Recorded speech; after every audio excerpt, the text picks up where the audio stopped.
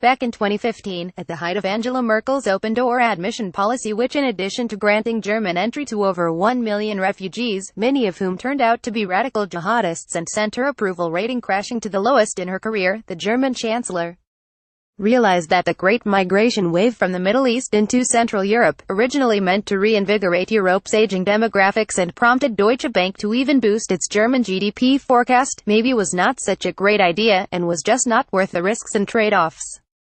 And while in the subsequent 2 years Germany in particular, and Central Europe in general, managed to avoid another mass migration wave, with most refugees gated either in Turkey or Italy, a second wave of migration into Europe now may be imminent, as the situation in refugee camps in Africa and the Middle East is only getting worse, the head of the UN World Food Programme said. He added there is a clear link between hunger and migration. Speaking to German newspaper Die Zeit, the executive director of the UN's World Food Programme, David Beasley, said that living conditions, mostly food distribution, in refugee camps in crisis-affected regions had deteriorated dramatically before the European migrant crisis struck in 2015. We paid a heavy price for this mistake, and I'm afraid we're about to make it once again, Beasley believes.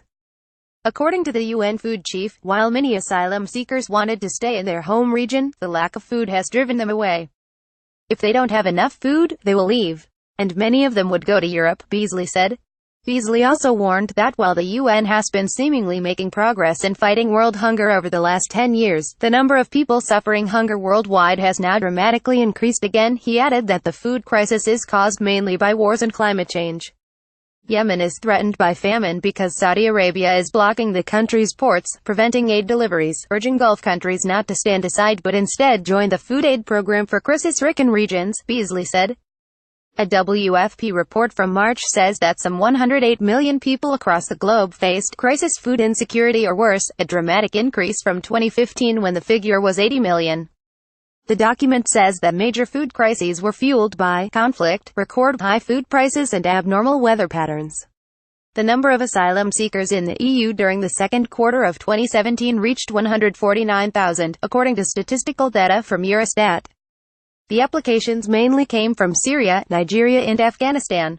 Germany, Italy, France, Greece and the UK account for almost 80% of all first-time applicants in the Union, the data shows. Of course, for Europe's political oligarchs none of the above social dimensions of the migrant tragedy matters, but one thing does: the chart shown below, which demonstrated that as of December 2015, there was a direct correlation between the approval rating of establishment politicians and the migrant flood hitting Europe. If Beasley is right, and Europe is indeed about to be flooded with millions of disgruntled migrants, the anti-establishment wave that brought Brexit and countless subsequent tremors will seem like a walk in the park next to the nationalistic backlash that will soon follow.